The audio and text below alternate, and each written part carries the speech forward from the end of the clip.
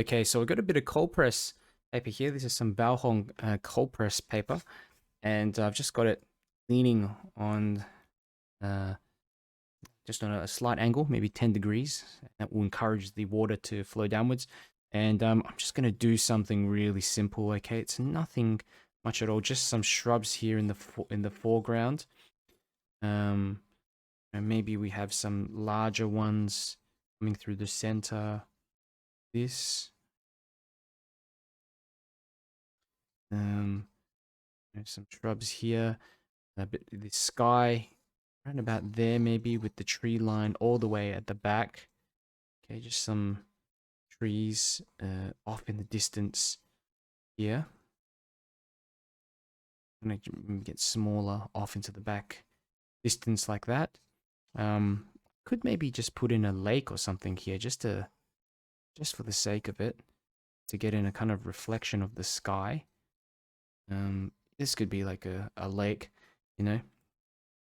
There may be some rocks and stuff surrounding the lake too. Yeah, these can just be some trees and shrubs coming around the side. Maybe a larger tree here. Okay, larger sort of trees. Okay, I want to just test out the wet and wet effect on the paper, especially cold press. This is where it's going to matter. So a bit of sky. I'm going to pick up that same blue purpley sort of color.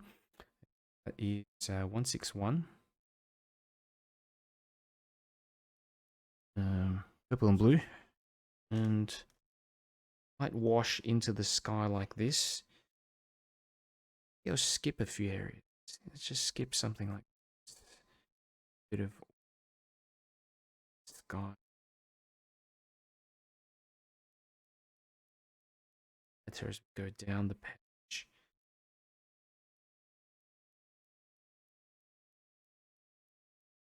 Good. I'm just just adding a little bit more concentration of paint at the top. I tend to do that. Landscapes, I just tend to make the top a little darker.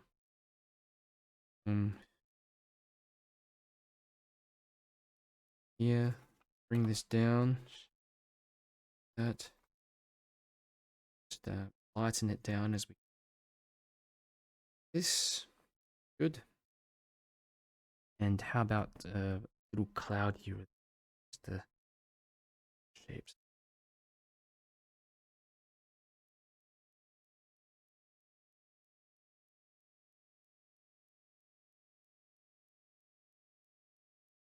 Good.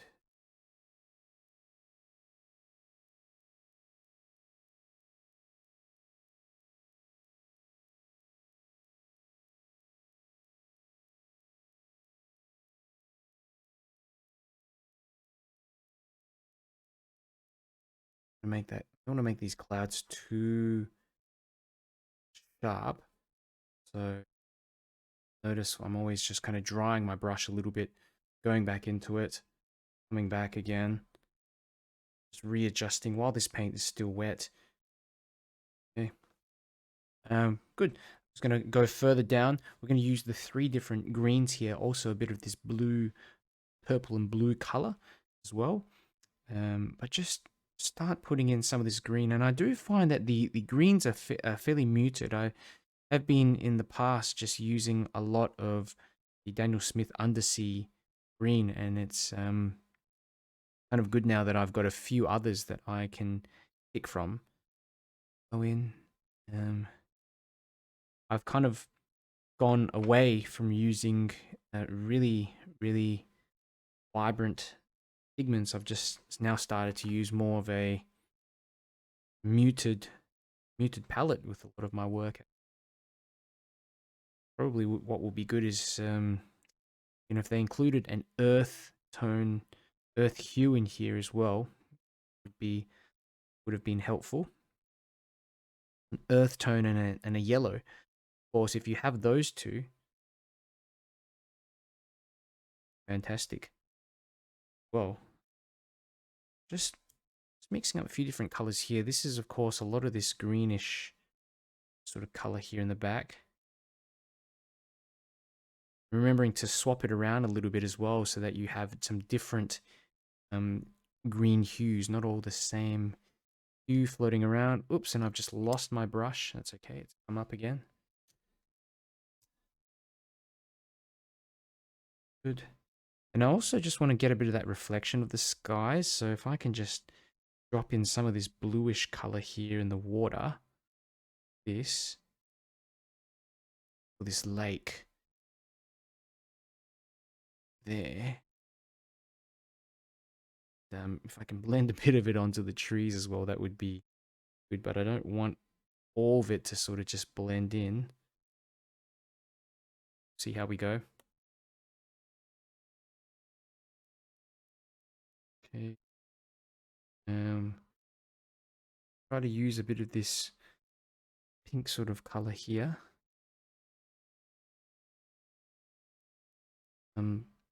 I do think I'm gonna have to go back to that yellow. I need that yellow, and because having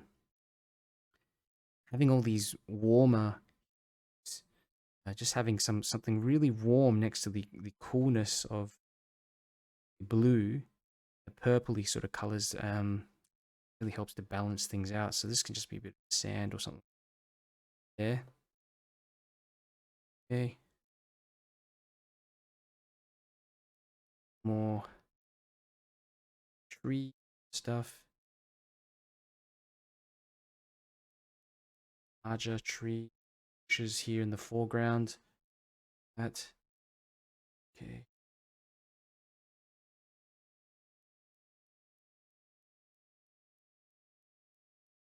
More of this green.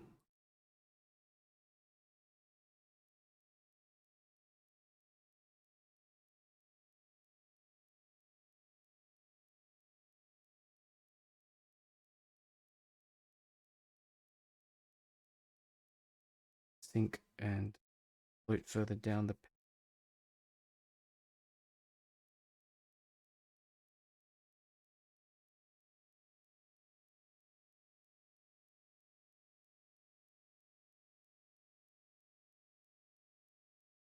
And some of these darker bits, just mix up a bit of blue with a bit of green to create a darker blue, greeny sort of shape here, just for a larger tree. And why not try getting another one there and a smaller one here? Just increasing some of the contrast in this scene. And I'm finding, yeah, definitely this paint does go quite a long way. I'm still using the bits of paint that I've squeezed out initially. So important to be able to get these dark bits in here and also the lighter colors too.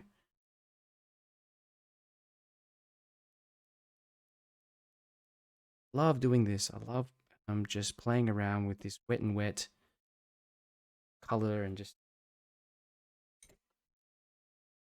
do have a smaller fan here that I can muck around with as well.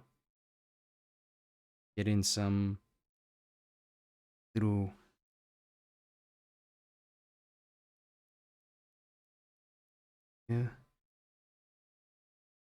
more here, bit of blue here,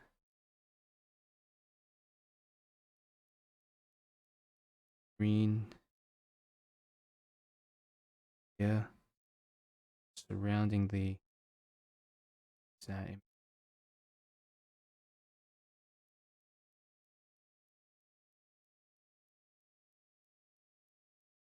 I'm gonna put some really dark. Let's see how dark we can get this up.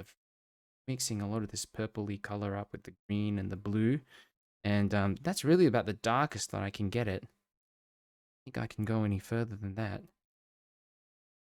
But just a little bit of this down the bottom for some of these shrubs. Get a more grayish color, maybe.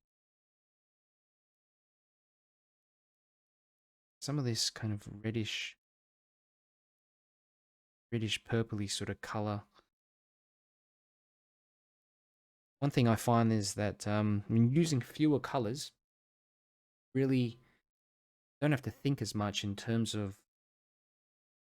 what you need to mix up, which ones to choose from. I kind of just look at it as cool and warm. I do find in this set of colors, certainly get a lot more cooler range of colors, and that's why I had to supplement it. A bit of the yellow, actually.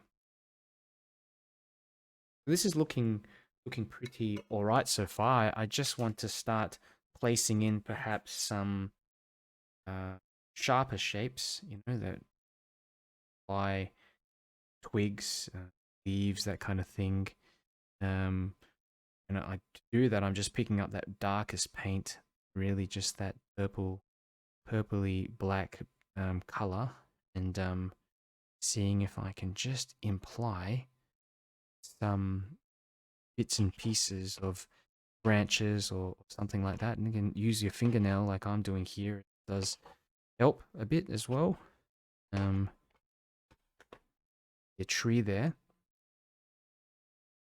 Okay. Yeah.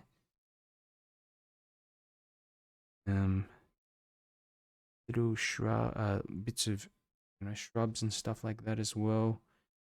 Could potentially just put here and imply extra detail.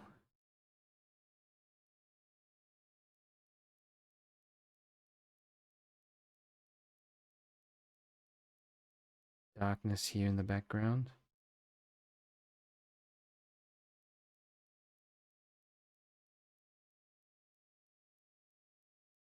There's a small rigger brush that helps.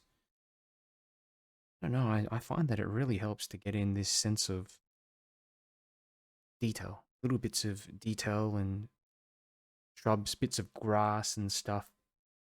Also the same reason why I use this fan brush from time to time. It just makes it easy to paint these little brush strokes, especially wet into. Use a larger brush, or the brush strokes are going to just be way too broad.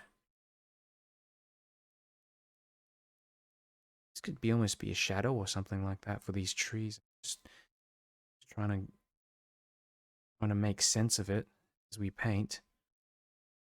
Shadow, another shadow here. I want to create extra darkness at the bottom, and some small details. Like here you can see there's like or something.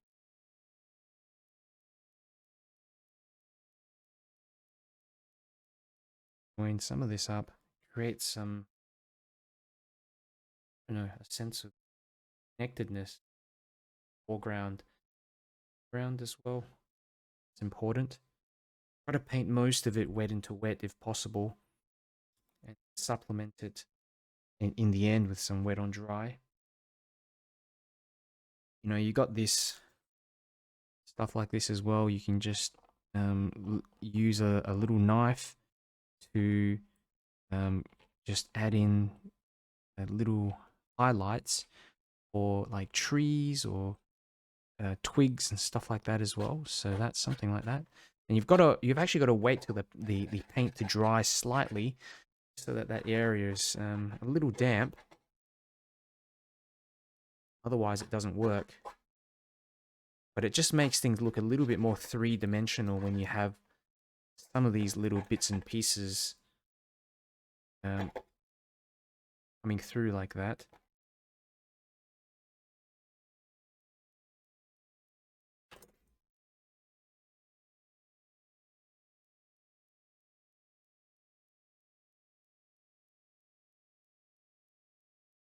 So, rid of that.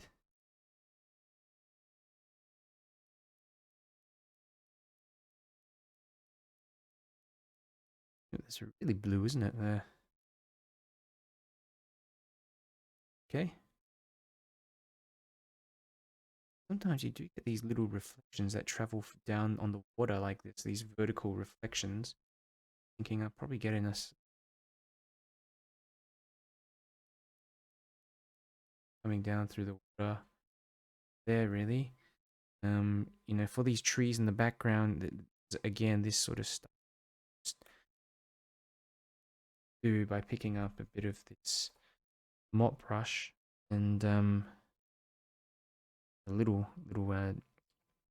round brush like this, and just spreading about some of this paint in a kind of loose fashion, and it just creates this sense of detail, perhaps for another layer of trees or something like that in front of the soft trees in the background.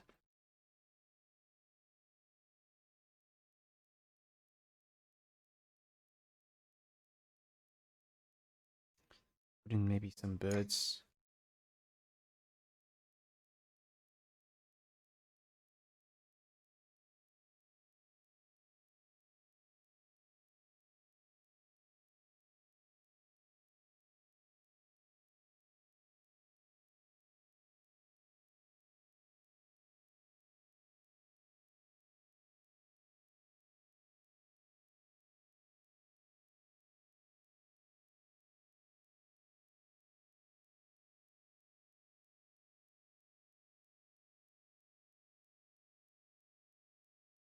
White mixed with yellow gouache.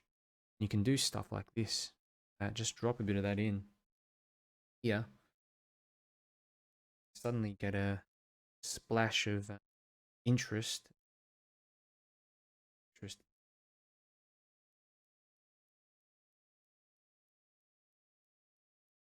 Well,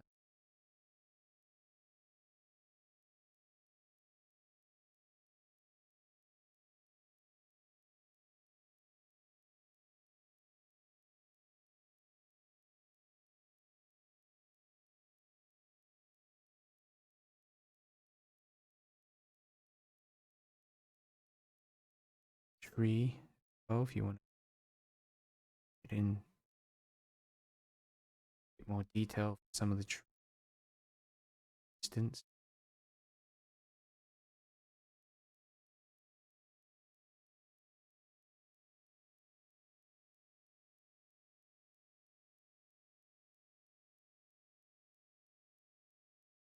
Branches.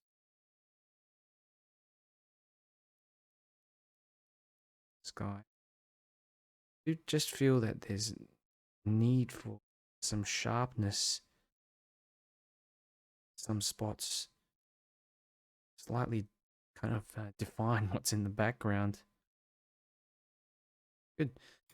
So, all in all, I'm pretty pleased with how these paints have turned out. The only thing I would say is, you know, definitely having your own yellow in there helps, because I found with the paintings, just not having that yellow, having that complementary, and just having that warmth in there was really lacking, and I just felt like I had to go and pick some of that up from other palettes. So I think that's something that Paul Rubens should definitely include next time, in my opinion. Maybe swap out one of the greens. You know, that would be fantastic. You know, the paint, certainly you can see parts of it just granulate out in areas like here.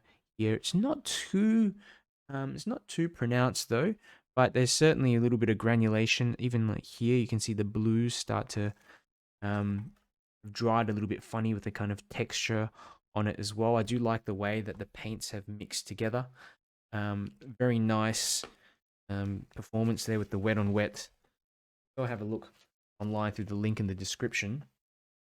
And I think it's a pretty good value for 6 different colors. Like I said, you add your own yellow to it, I think that would make it perfect. Some of the other swatches I've done, you know, at the start as well. I've got this one here. Let me move this up. A sketch that I did here as well with the hot press pad. Certainly still needs a bit of work, but the paper quality is also pretty good.